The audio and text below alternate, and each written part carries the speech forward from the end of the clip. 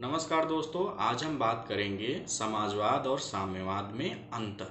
बहुत लोग मानते हैं कि समाजवाद और साम्यवाद एक ही है, लेकिन इसमें बहुत सारे डिफरेंसेस हैं। आज उन अंतर पे बात करेंगे। सबसे पहले जो समाजवाद होता है वह भी समाज की बात करता है, व्यक्ति विशेष की बात नहीं करता है। सेम ऐसे ही साम्यवाद में भी होता है। साम्यवाद भी समाजवाद की बात करता है, किसी व्यक्ति विशेष की बात नहीं करता है। जबकि आप देखेंगे पूंजीवादी अर्थव्यवस्था में पूंजीवादी अर्थव्यवस्था व्यक्ति विशेष पर ज़्यादा जोर देता है, समाज पर नहीं। अब आते हैं जो डिफरेंसेस होते हैं। समाजवाद क्या कहता है कि जो भी व्यक्ति हैं समाज के, उनको कार्य के अनुसार वेतन दिया जाएगा। लेकिन साम्यवाद कहता है कि व्यक्ति को आवश्यकता के अनुसार वेतन दिया जाएगा, कार्य के अनुसार नहीं। मतलब समाजवाद कहता है यदि कोई 10 घंटे काम करता है तो उसे 10 घंटे का वेतन दिया जाएगा।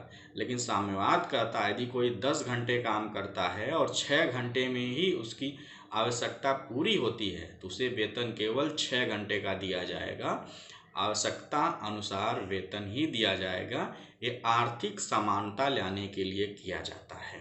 तो समाजवाद ने क्या कहा, जैसे लोहिया जी अक्सर करके कहते थे कि वेतन का डिफरेंस तो हो सकता है, लेकिन जो मैक्सिमम अंतर है 1:10 का होना चाहिए। यानी कि जो सबसे अपेक्स पर बैठा व्यक्ति है, यदि उसकी तनख्वाह या आय 10,000 रुपये है तो सबसे बेस पर बैठे हुए व्यक्ति की तनख्वाह 1,000 रुपये होना चाहिए।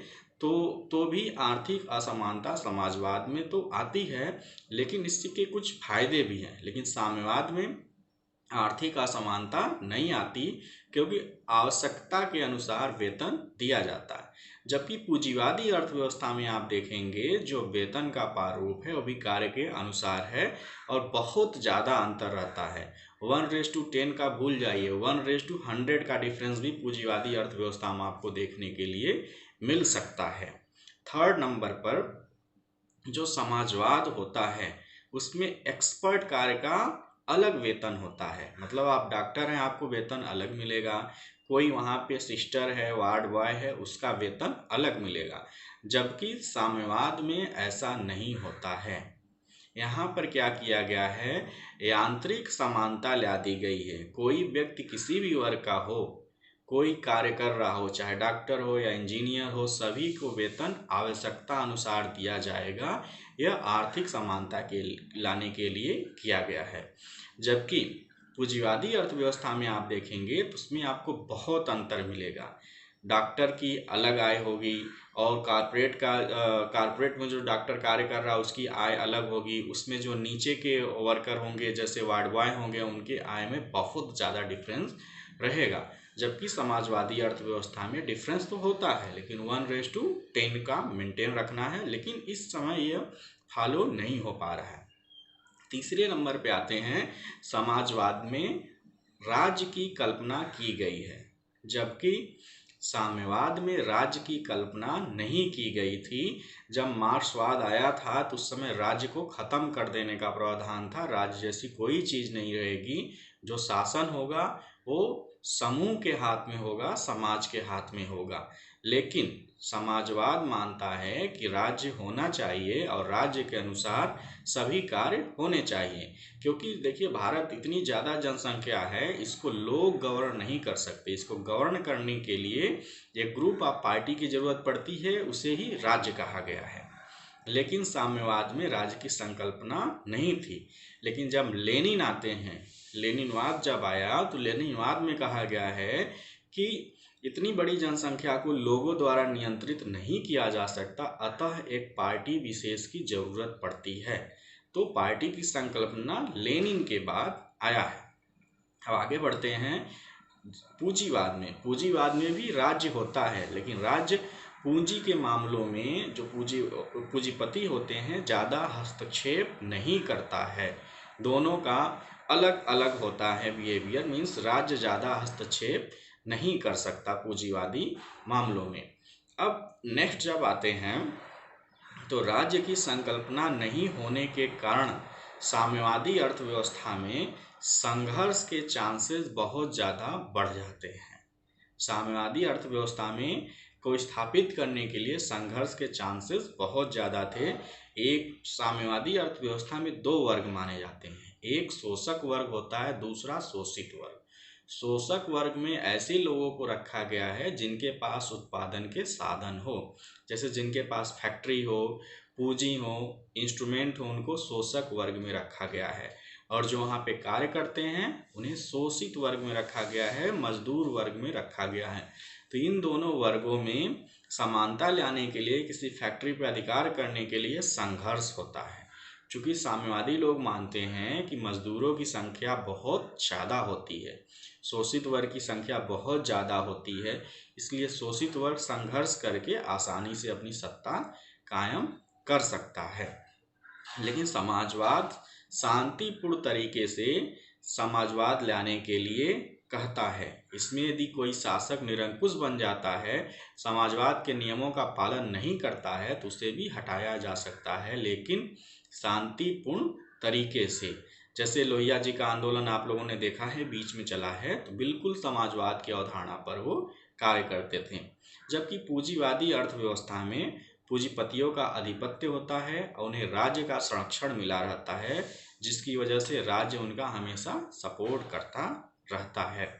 समाजवाद में लोगों को आगे बढ़ाने के लिए कल्याणकारी योजनाएं चलती रहती हैं। जैसे भारत में तमाम तरह की कल्याणकारी योजनाएं चल रही हैं, ऐसी बहुत सारी योजनाएं हैं जो मुझे भी नहीं मिलती, लेकिन मैं उन योजनाओं का सपोर्ट करता हूं। इसमें जैसे आवास योजना हो गया, उज्ज्वला योजना हो गया, बहुत सारी ऐसी योजनाएं हैं। कोई ज़रूरी नहीं है कि योजनाएं आपको मिले, लेकिन एक समाजवादी राज्य वो चाहता है कि उसके सभी नागरिक एक समान बने, इसलिए बहुत सारी कल्याणकारी योजनाएं चलाता है। इसी में एक हमारा आरक्षण भी है जो बहुत लोगों को मिलता है, तो ये कल्याणकारी राज्य की देन है।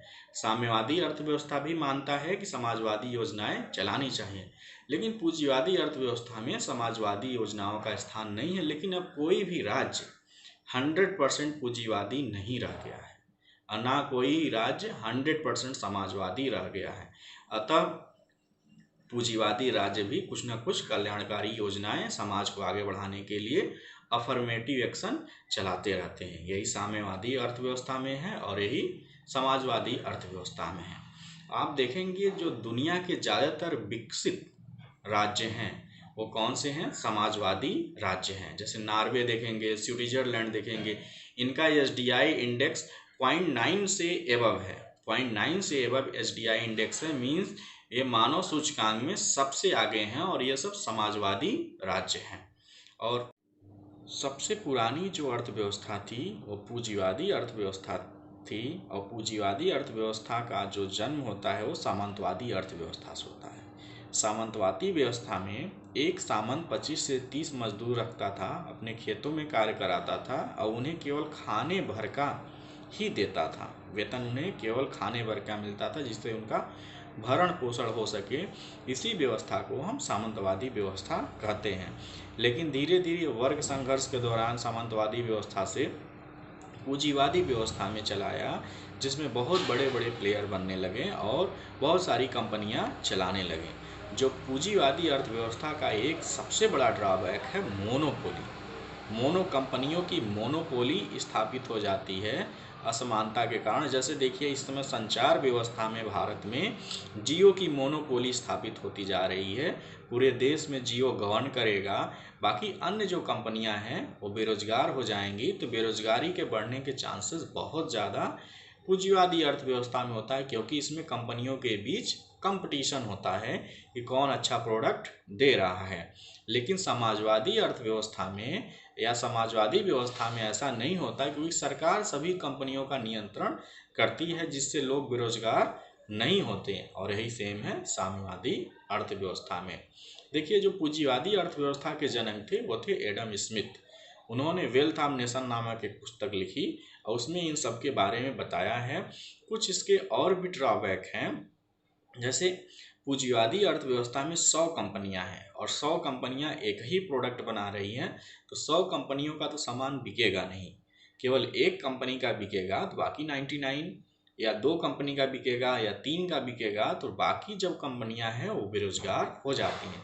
लेकिन समाजवादी अर्थव्यवस्था में सरकार के अंतर में होता है, नियंत्रण सरकार करती है, इसलिए वो सामान मार्केट में आते हैं। जबकि हमारा काम जो 100 ब्रांड हैं उसमें से 2 से भी चल सकता है, लेकिन जो 98 बेरोजगार हो गए उनके उनके लिए कोई व्यवस्था अपनाई नहीं गई है।